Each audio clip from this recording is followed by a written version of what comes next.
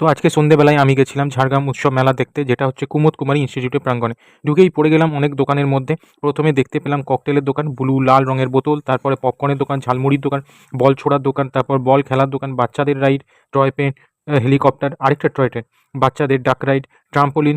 সবচেয়ে বেশি ভিড় তো এই ডিমের দোকানে। তারপর বেলুন শ্যুট, তারপরে ছোট মাটির ভগবান মূর্তি বিক্রি করা হচ্ছে, কাঁচের বাটি, তারপরে সোনার কসমেটিক্স, 5 টাকা 10 টাকার জিনিস দেখতে দেখতে এগিয়ে গেলাম। তারপরে অন্য সাইডে সোনার জুয়েলারি, টুপি, ব্যাগ বিক্রি হচ্ছে।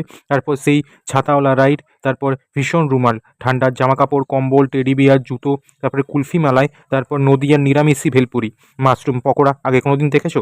তার মাঝে ওয়াটার পিউরিফায়ার, পাঁশকুড়া চপ, তারপর ভালো হানতালি প্রোগ্রাম দেখে ঘরে ফিরলাম।